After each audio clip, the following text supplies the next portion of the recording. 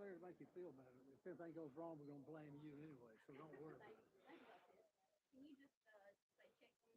Check 1 2. Check 1 2. Check 1 2. Check 1 2.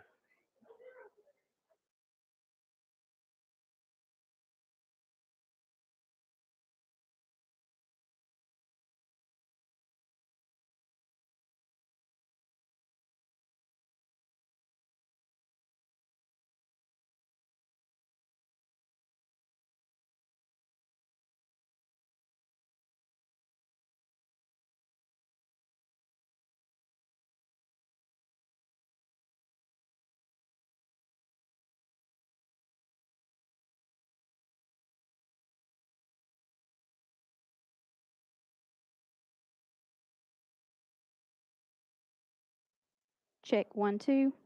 Check 1 2. Check 1 2.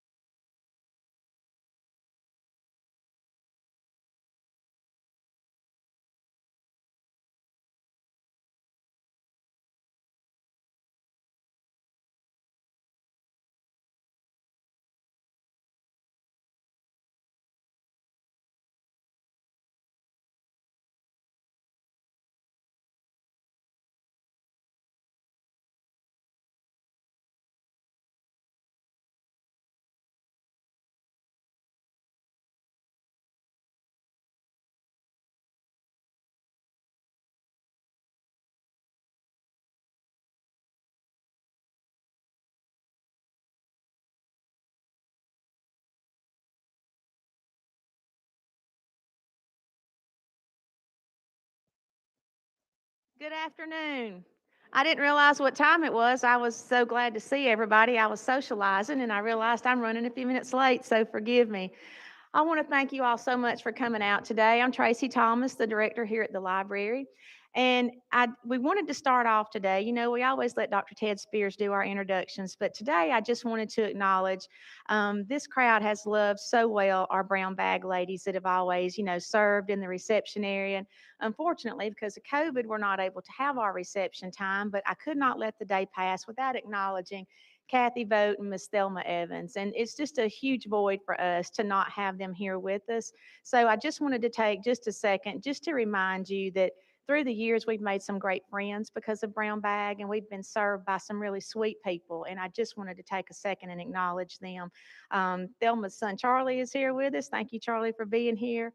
But if you will, just think about them today throughout the day. It is a void for sure to not have them with us. I want to go ahead and turn it over to Dr. Ted Spears. He's going to introduce our guest speaker today, and I will talk to you when it's over with about next week's program.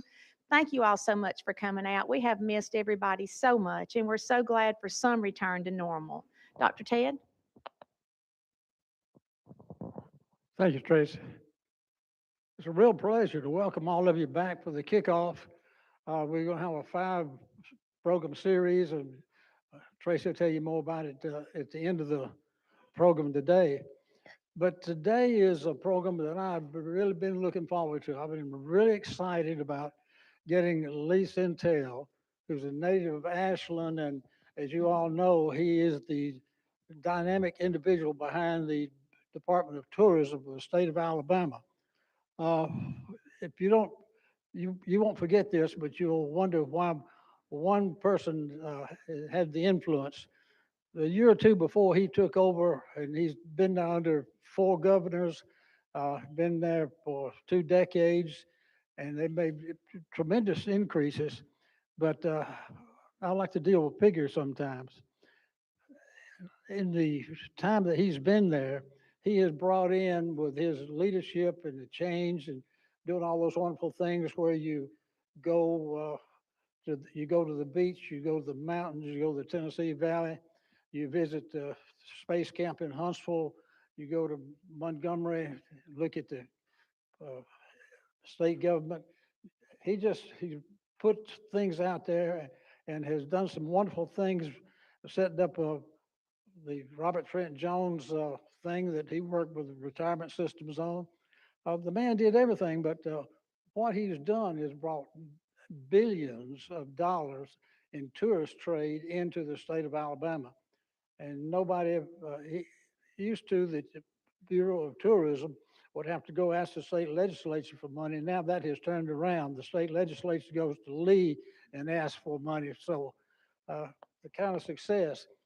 And you ought to be pleased to know that even in spite of the weather, he's here. But more importantly, he wanted to come here first. You're a trial audience. He's going to speak at the University of Alabama tomorrow. So you should be honored to have someone of that culture there. But he is one of the longest surviving state tourism directors. He served as director of tourism at the Huntsville Convention System uh, in the Visitors Bureau there until he was in the state position he's in now. He's done all sorts of exciting things. He was the director of the marketing for U.S. Space and Rocket Center in Huntsville, and he would set up the space camp for all the kids to go. And he's the past chair of the USA, the national largest tourism department, and he's had records and opportunities from all over and rewards. And we're just delighted that he's here, and he's got a fantastic book. I know that Cheryl brought it home, and we read it, looked at it. Lee, we're impressed with the Civil Rights Trail and the information that you're going to have on that. And we're just delighted that although you're not a native of Sylacauga, you got relatives that were here, and you can tell us more about that. And but it was close, only 35 miles away. And we have brilliance we're bringing to Sylacauga today. It's my pleasure to present Lee Sentell, the Director of Tourism of the state of Alabama. Lee? Thank you, sir. Thank you. I appreciate that kind introduction. Some of it was true. People ask me, how did you get this job? And I said, well, I tried to get it when Jim Folsom became governor. I think, well, and another person who became governor. And as he mentioned, I'm from Ashland. I'm 6 months older than Bob Riley.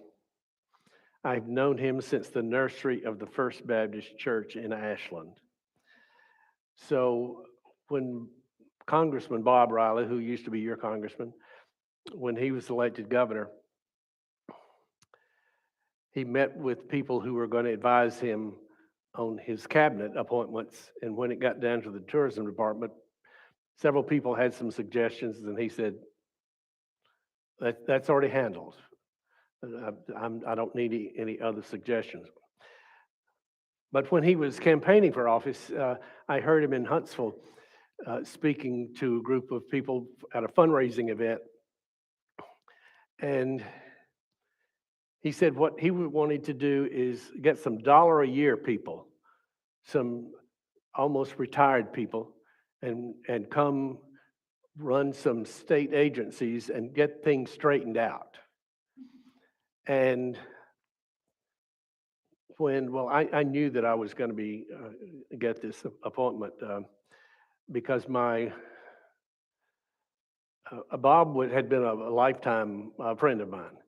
And in fact, I remember one year when our family went on family vacation down to Panama City, I think his dad was in the hospital, and so he went with us down to Panama City for the week. And this sounds like it's going to have a sad ending, but it's a good ending.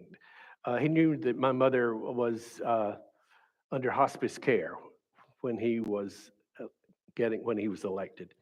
And so he called me on January the 1st to see how Mother was doing. I said, well, to be honest, Bob, uh, I know I could call him Bobby then. He wasn't governor yet.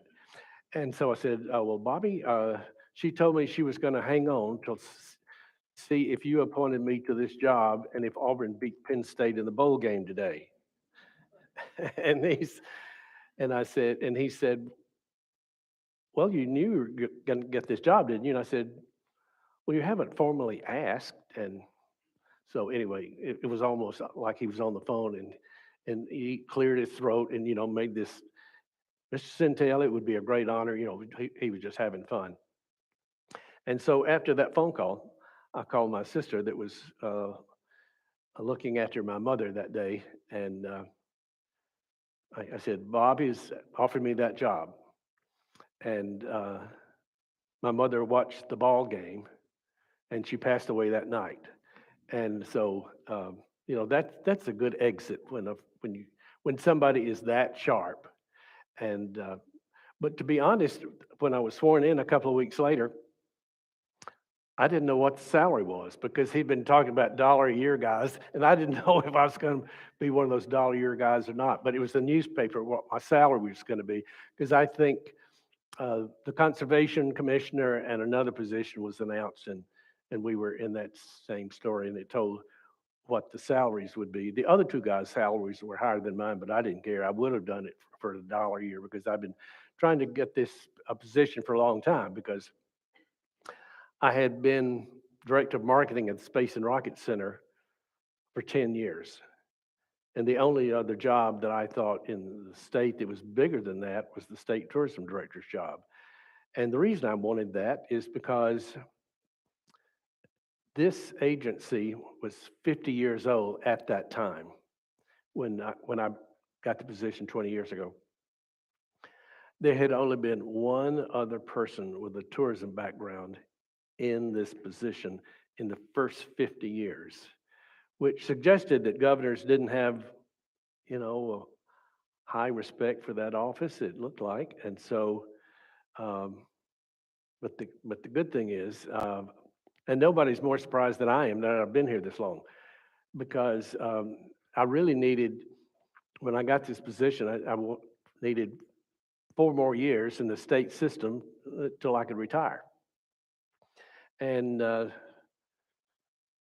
good thing is that Bob Riley was not the only person that I knew who was likely to become governor.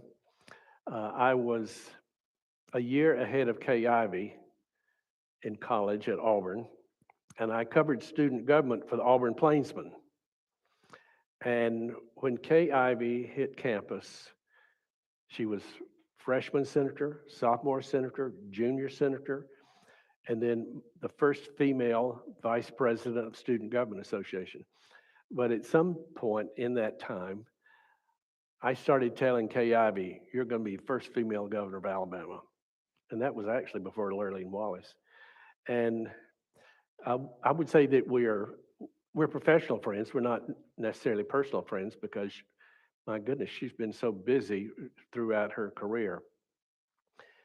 But the day that Governor Bentley resigned, and the next day Kay Ivey called a cabinet meeting, I was the first one in the door. And I gave her a big old hug, and I said, I told you about this. And she said, yes, you did. And so I haven't bothered her with that since. But it's a great honor to represent this state. We have, like Ms. Ted said, we have so much to offer in this state. And earlier today, we were talking about the talent that's involved in the Marble Festival.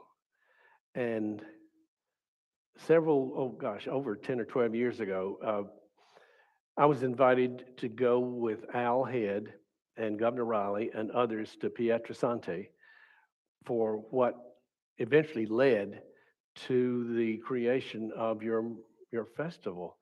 And to be there to see where Carrara Marble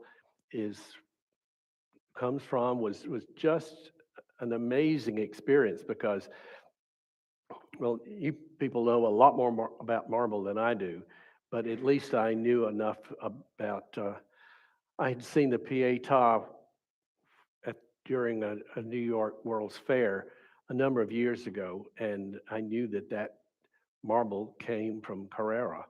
And to see that and to come here and see the marble that has the artwork that's been done here is amazing. When I became director, as I mentioned, my background was newspapers. 20 years ago, newspapers, were a big deal. And so I wanted to make sure that every newspaper in Alabama wrote about us at least once a year. So I looked at the sections in newspapers and I thought, okay, what do they have in common? Most of them have sections for food, they have sports, they have an art section.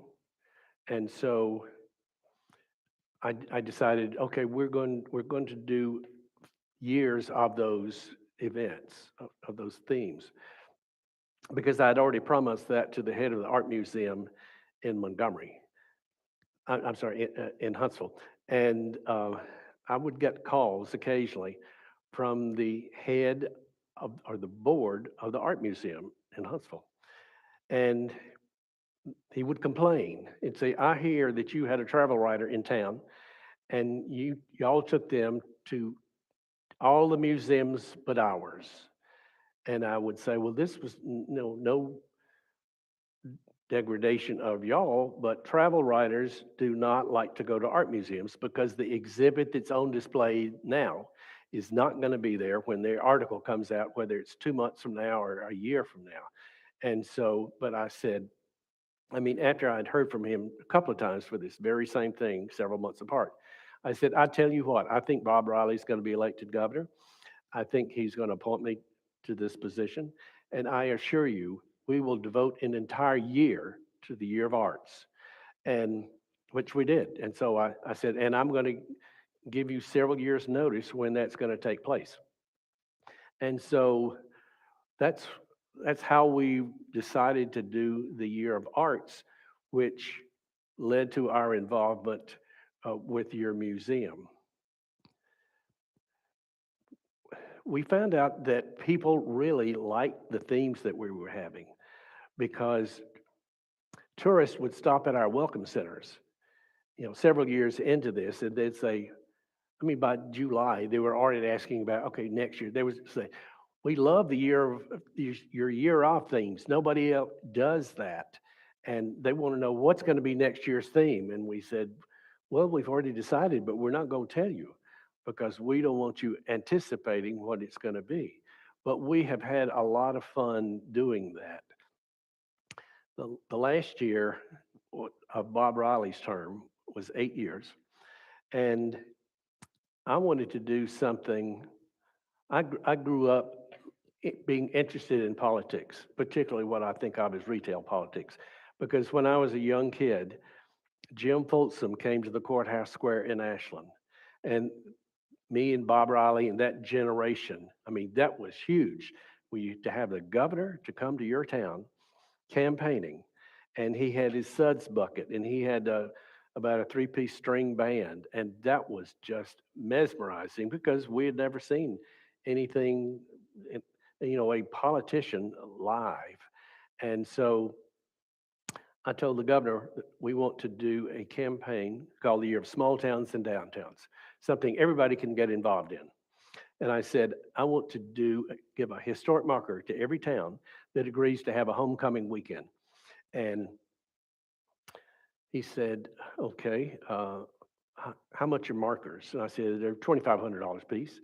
And he said, "How many will do it?" And I said, "Probably 20 to 30 towns, because that's how many do our Saturday walking tours." I can't remember, does Sylacauga do Saturday walking tours? Okay, no.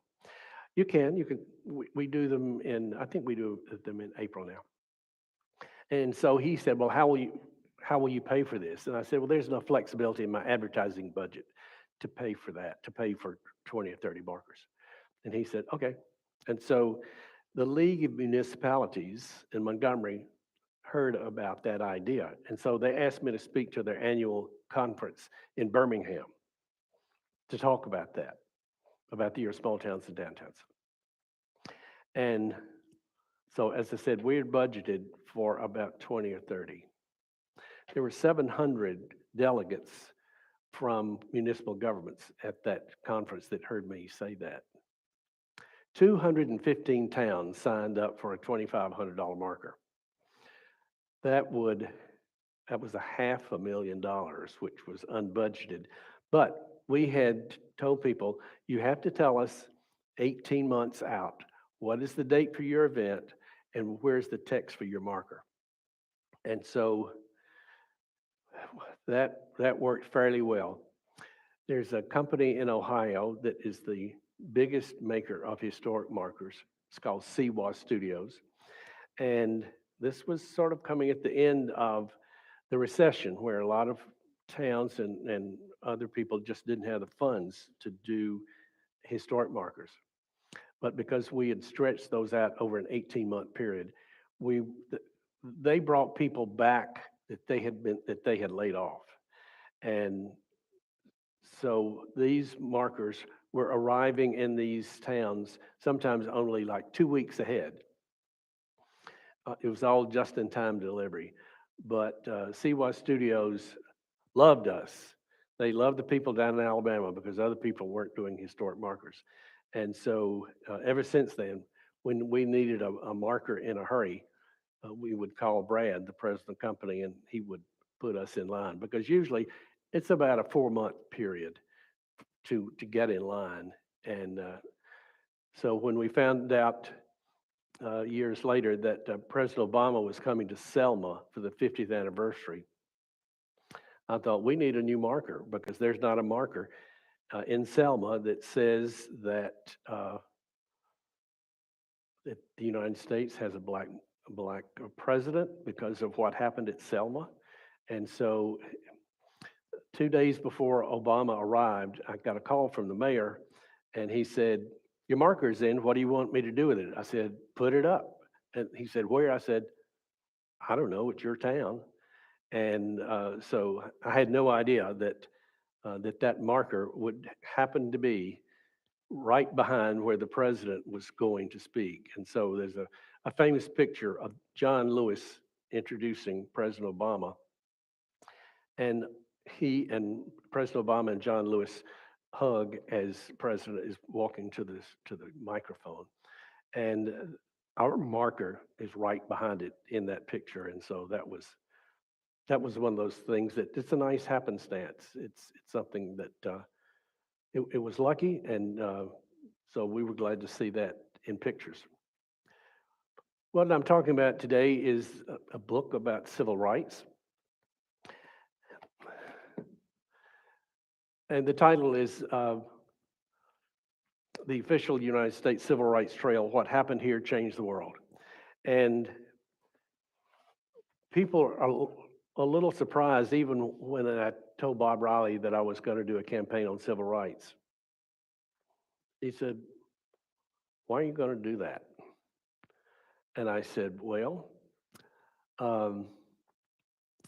Alabama, just like any family, you inherit the reputation, good or bad, of people who came before you. And I said, Alabama has kind of a checkered career when it comes to civil rights.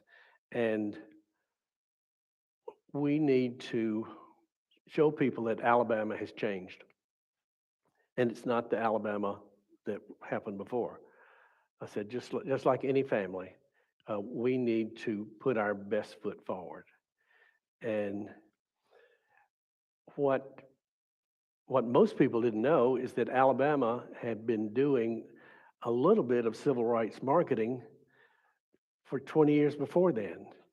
And it happened under the governorship of George Wallace.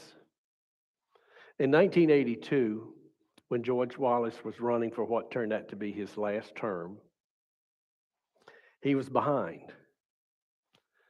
Senator Ryan Rafferty from Tuscaloosa was ahead for the Democratic nomination. And one Sunday, those of you who know the layout of the Capitol and the block right in front of it is Dexter Avenue Baptist Church, where Martin Luther King used to preach. And 2 weeks before the Republican primary, George Wallace showed up on a Sunday morning with a state trooper who got his wheelchair out, put the governor in the wheelchair, and Governor Wallace rolled himself down to the pulpit and turned around and said, I want to apologize what I have done to your people over the years. And he said, I've come to ask for your forgiveness and ask for your vote. 2 weeks later, blacks turned out in big numbers and gave George Wallace the nomination for what turned out to be his last term. And so a young man who had been the number two person in the tourism department in Birmingham was appointed by Governor Wallace. Governor Wallace didn't know him, but some people that Ed Hall knew in Birmingham thought we need a good professional person to be in this position. And so they got Governor Wallace to appoint him. And after about 6 months, Ed Hall, who was the new tourism director, went to Governor Wallace and said, you owe a good part of your election to African Americans. And they need to see that they are represented in this administration. And I want to do a Black Heritage Guide where we put pictures of the churches and places that civil rights activities happened so that you can make these people feel like their history matters. And Governor Wallace agreed to do that. And they released the book. They spent about a year collecting a lot of photos and then published the book and sent it out to various magazines and various newspapers across the country. The Los Angeles Times did a front page story. Alabama does a Black Heritage Guide, first one that anybody in the country had done. So because I'd been to the Space and Rocket Center in the 80s during that time, in the 90s, I was aware that that publication had been updated every few years.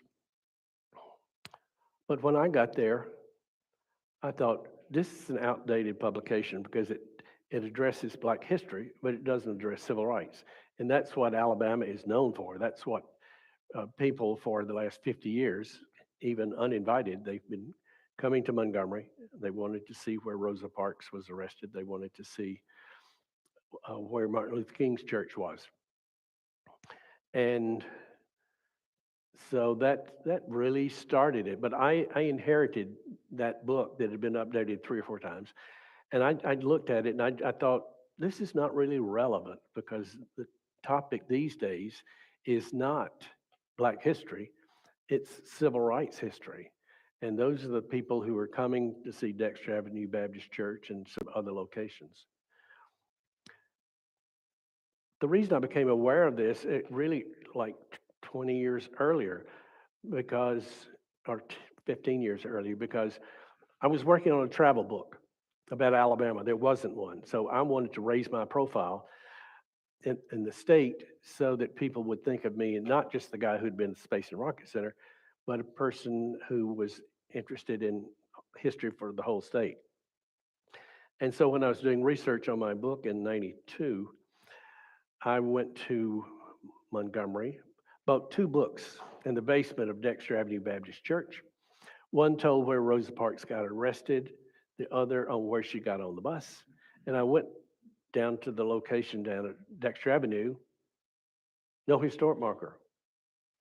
I thought, this is 40 years after Rosa Parks' arrest, and there's not a historic marker in this town about that. In fact, the only this is 1992, the only historic marker about African Americans was at Dexter Avenue Baptist Church, where Martin Luther King had been pastor. So I thought, okay, we need to shift this. And so I started pulling things out to put in a new publication that are open to the public. Because I said, I don't want to do a history piece. My job is tourism, to get more people to come. And so it was all places that African American groups were going to visit. First thing when I got there, I saw that there was a publication that goes primarily to group tours, and it said that, and it was particularly students and schools from Chicago and Detroit were going on the Alabama Civil Rights Trail. And so I asked the staff, what is the Alabama Civil Rights Trail? And they said, oh, that's when Black people come down and tour the sites. I said, what do we have to attract more of them? They said, we don't have anything. They said, we have the Black Heritage Guide, but it's too expensive to print and give out. So we're down to our last 10. I said, okay, something's not working here. So we found all of the locations where we knew that groups were going, and each one got a paragraph and they got a picture. And so we did a brochure, and that was the beginning of the Alabama Civil Rights Trail. And over time, I felt like we needed to do something more significant, because we had a brochure that was in the welcome centers, but nobody paid that much attention to it. So I said, okay, we need to create the Alabama Civil Rights Trail on a bigger stage and ask our partner states, our neighbors, to participate in that as well. So I was surprised, but Mississippi and Georgia and Arkansas were the most enthusiastic about doing this, and other states just didn't particularly express any interest. There's an organization of the Southern State Tourism Directors, and we get together about 4 times a year. And so we did that first listing that was kind of thin on other states, but we put together what we knew and what other people had liked. And so we published that once, and then some people from the other states said, oh wait, we need to get in on this.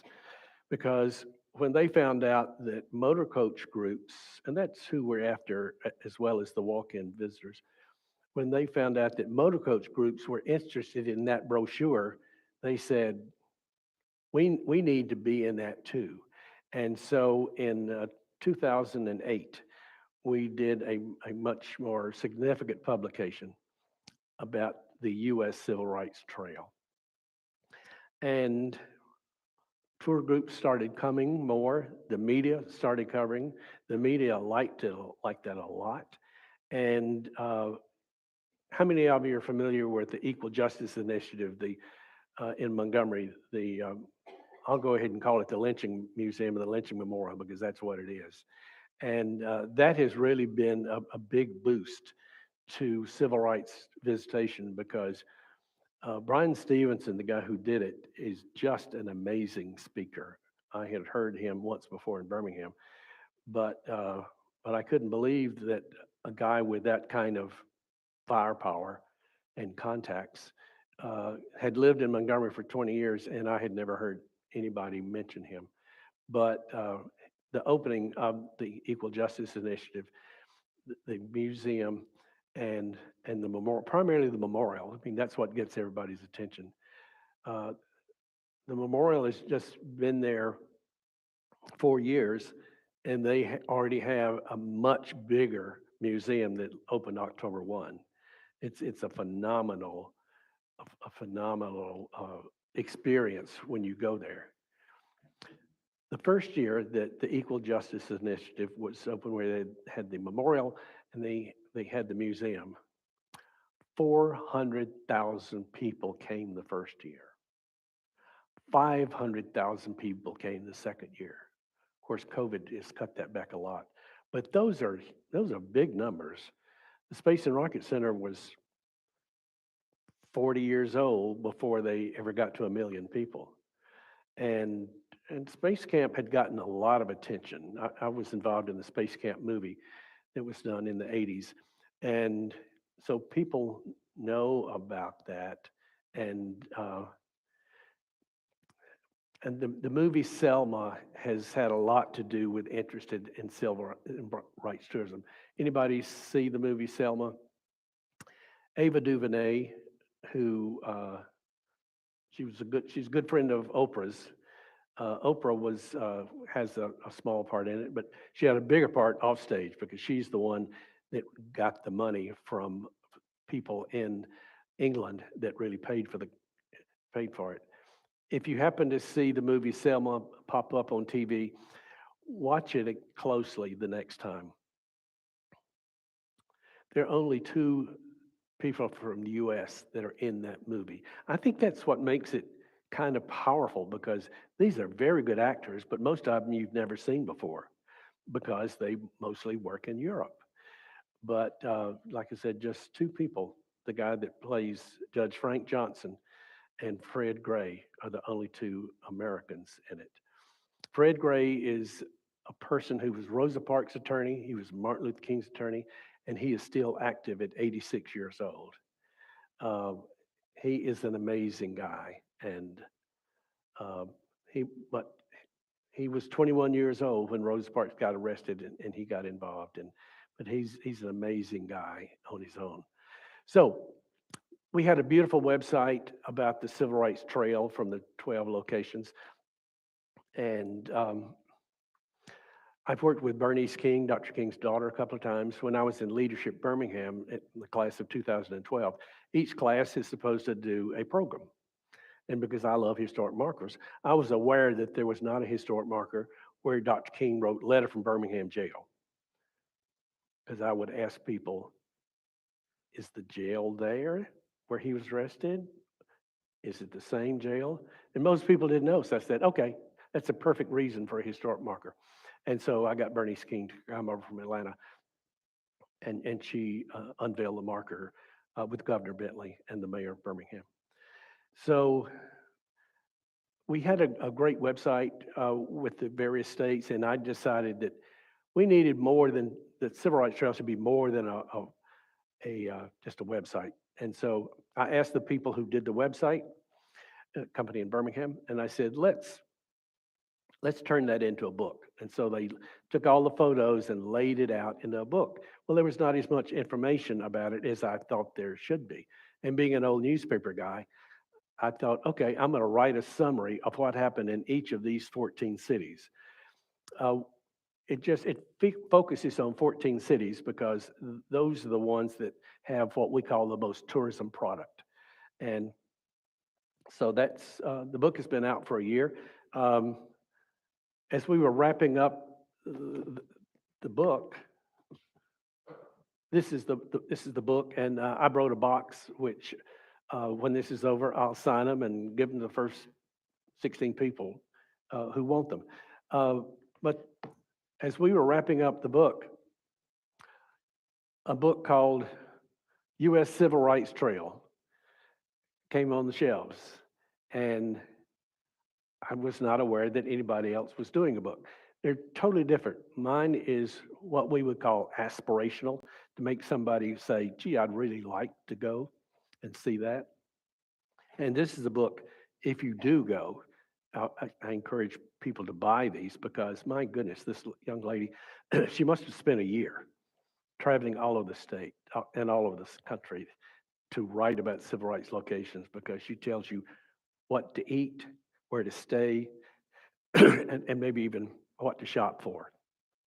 So that's how we got to where we are today, and I'm delighted to be here, because first thing I was going to tell you is I remember the first time that I came to Sylacauga, because I can see some of you are old enough to know Bill and Virginia Coleman. That's my aunt and uncle.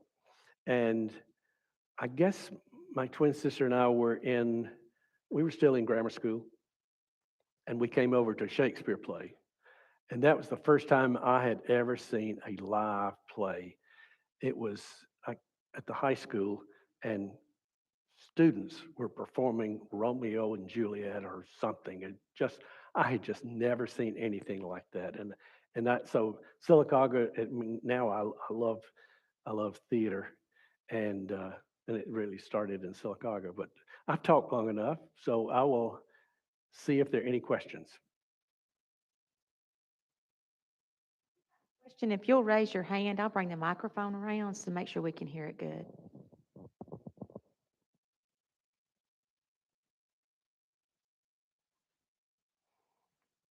Lee, if you would, talk about your experience as an editor of the Decatur Daily, how that newspaper experience hit you with the book.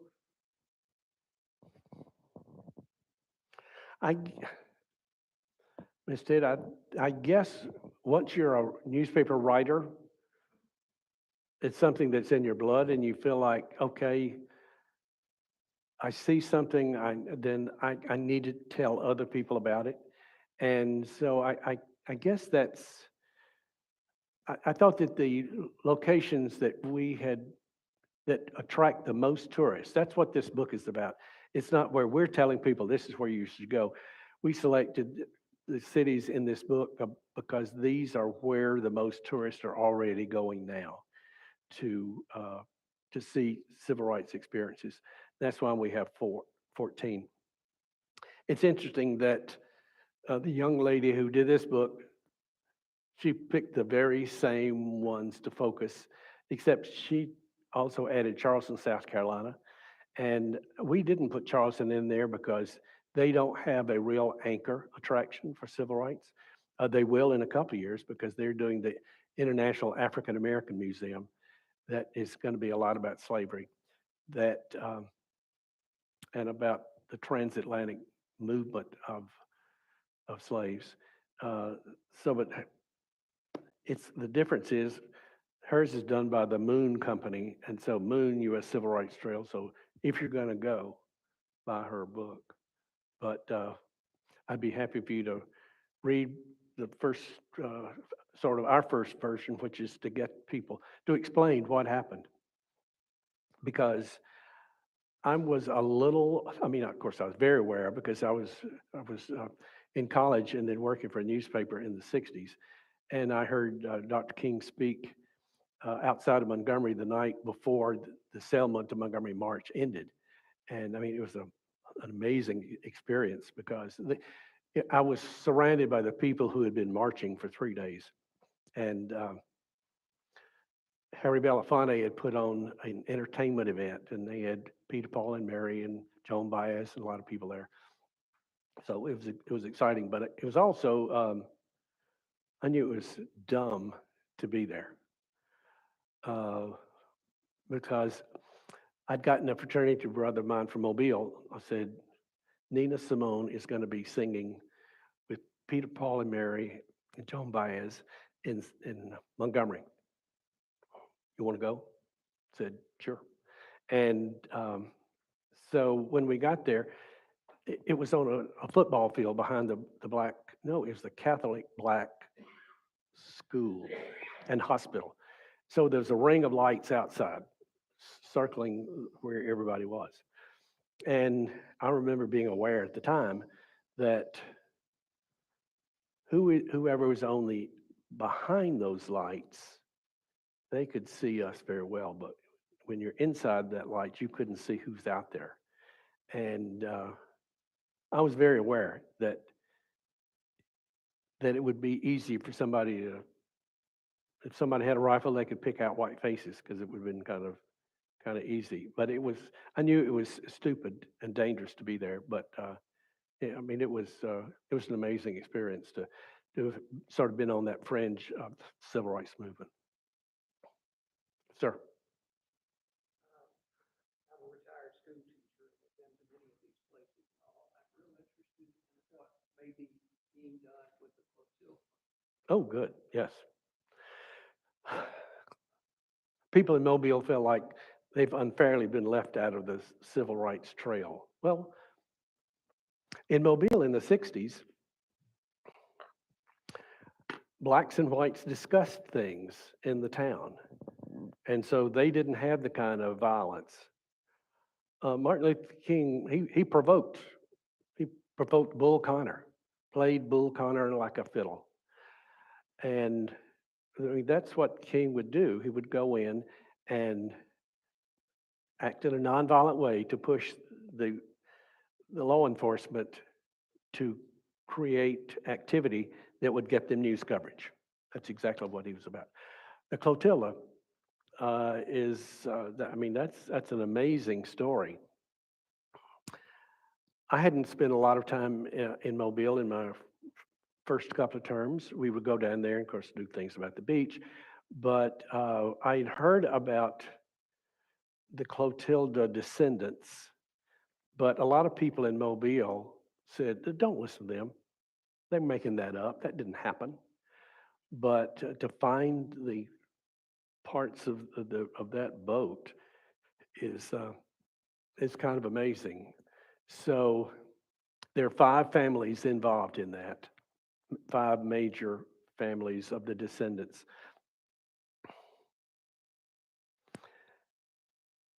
They all want to be, well, I need to stop right there. But so they want to help tell their story. I've been to their, what I call their homecoming events. They've had 3 of them, and I've been to 2 of them. And I spoke to a group of them in Mobile a couple of months ago.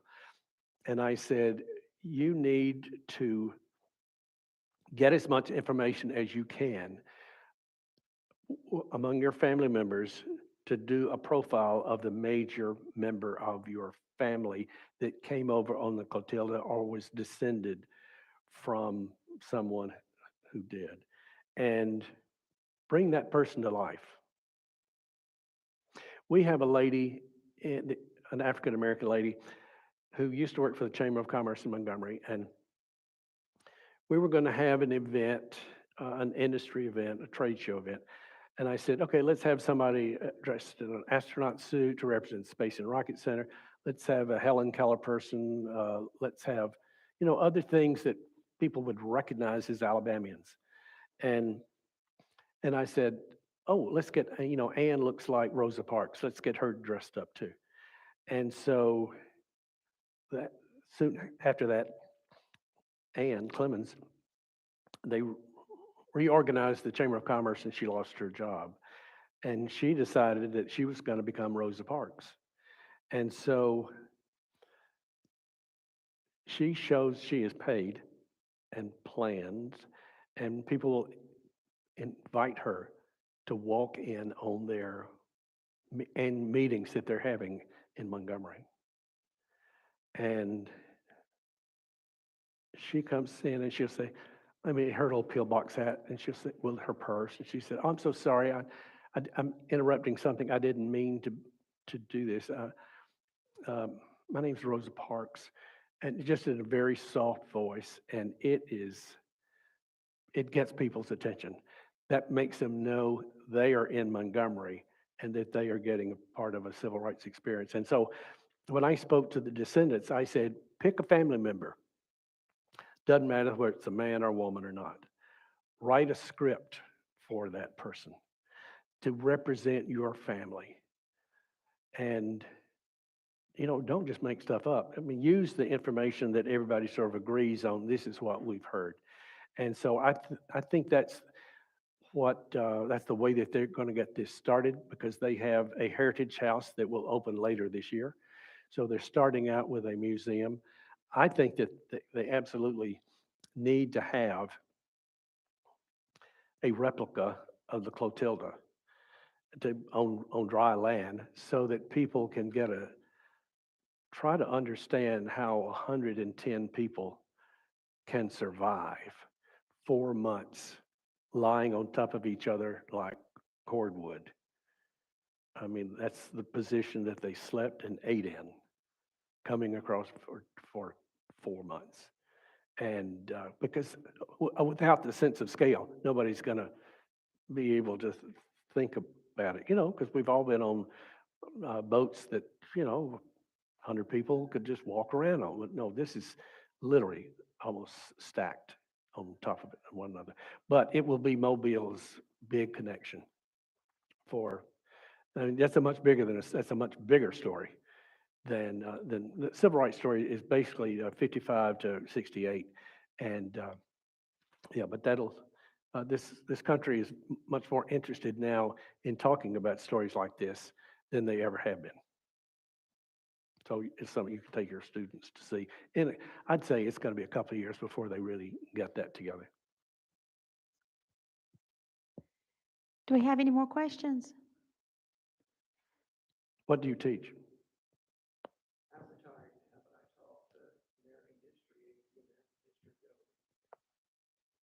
Wow.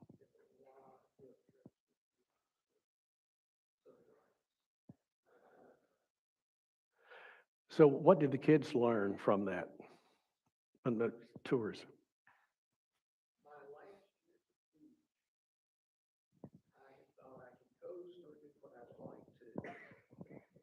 And one of the things I had really wanted to do was an expanded Montgomery and Tuskegee. And part of it was, how do we pay for it? Or how do I make it affordable?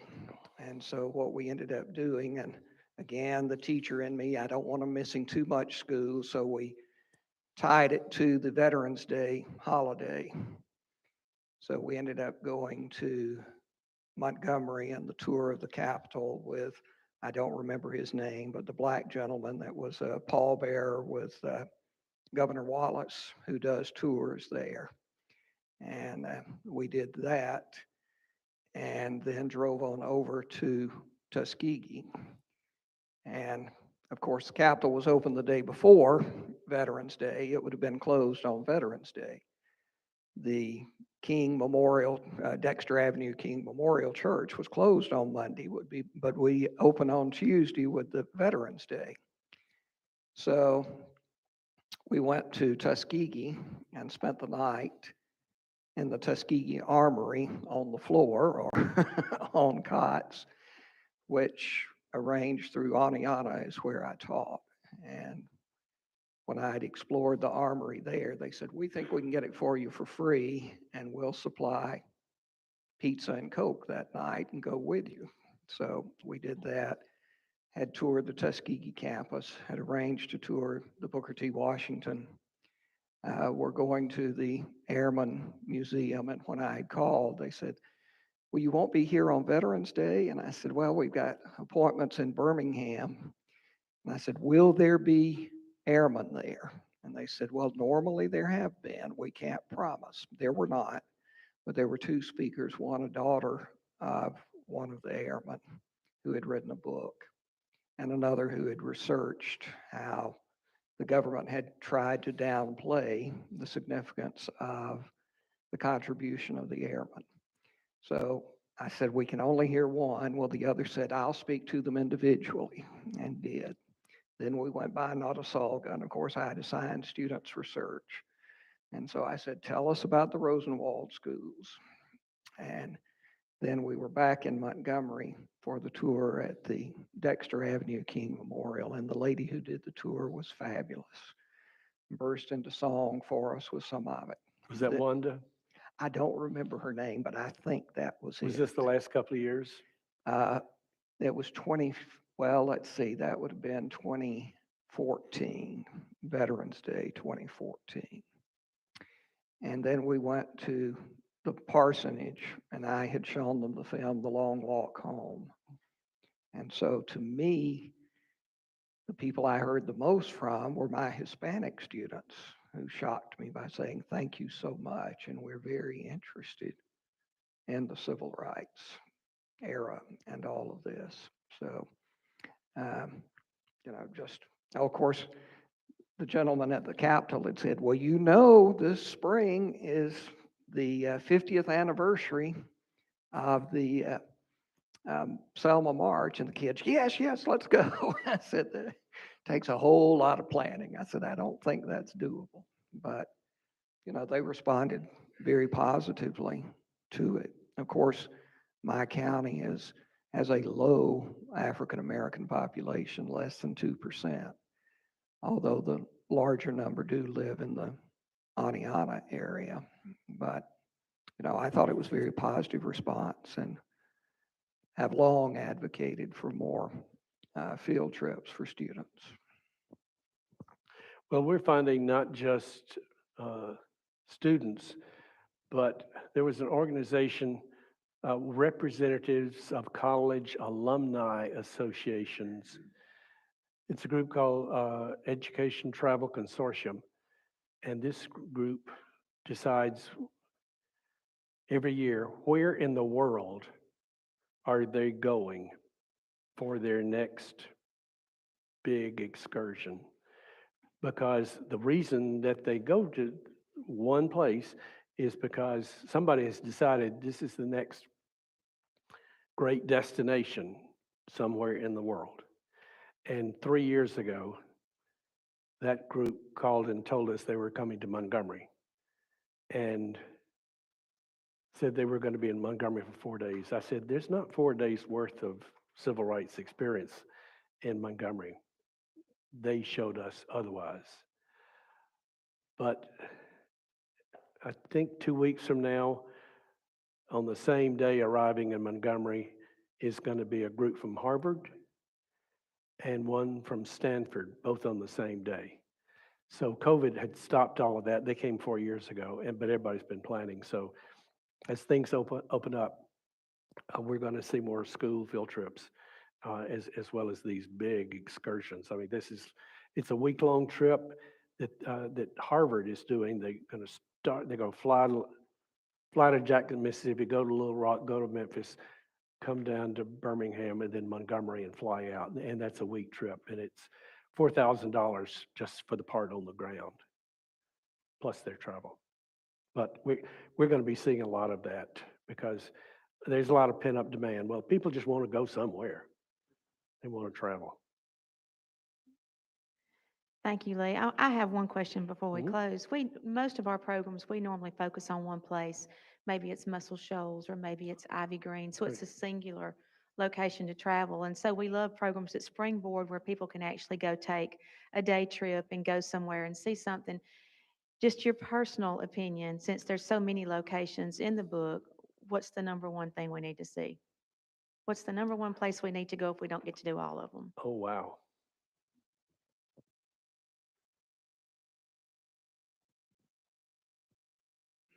The bridge. Walk across the bridge.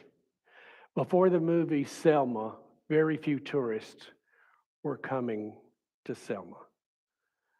But the movie and the fact that Oprah Winfrey was in it, she made the movie happen. I visited with her the whole thing was going to be filmed in Georgia. The film office was in my department at the time, and so we got to Ava DuVernay and said, I don't know if I can use this word or not, but I said, if you want to piss off about 10 million black people, you use a bridge other than the Edmund Pettus Bridge. Because they will stand up in the movie theater and say, fake, that ain't the bridge. Because once you've seen the bridge, you've seen that big Edmund Pettus Bridge name on it. And that's what we call the money shot. I mean, so I would say walk across the bridge. And there's a small National Park Service gift shop. The National Park Service now has 3 locations in the Selma to Montgomery. There's one in Selma next to the bridge. There's one midway in Lowndes County. And then there's one in Montgomery on the campus of Alabama A&M. And so, yeah, I'd say go to Montgomery or go to Selma. Thank you, Lee. Thank you so much. I hope that you all will stay and get a copy of the book because if you have not seen it, it's a gorgeous book and it does have the bridge on the cover. So absolutely, I'm not supposed to get too close to you because 2 microphones. Someone move away. So make sure you go by the table and get a copy of the book. But I want to tell you all, thank you so much to First Bank of Alabama. We have Mr. Chris here with us. They are once again the sponsor of our series, and we could not do things like this if we did not have people that were willing to say, hey, this is good, it's valid, and we want to sponsor sponsor it. So thank you so much, Mr. Chris. Please tell Randy we missed him today and hope to see him again soon. Thank you. I also want to say thank you to the Coosa Valley Medical Center, the Hickory Street Cafe, for providing us with these wonderful cookies. We have a lot of cookies left, so I'm sure that if you would like to stop by the table and take 2 or 3 packs home with you, I'm sure that would be much appreciated. We've had all we can eat here at the library, so please do so. I also want to thank Dr. Shirley Spears. Dr. Spears is in the back for working so hard on this lineup because y'all know, like I do, these people come because Dr. Spears calls and asks because she's got the relationship with them. And I just want to thank her for putting so much effort into raising money and to also working so hard for the library. Again, thank you all so much for coming today. Next week, we have Dr. Wayne Flint, a friend of Lee Sentell's. You don't want to miss Dr. Flint. You know he is fantastic and don't know how many more times we'll get to see him. So you always need to make sure to come see him when he's in town. Thank you all again. We will see you next week.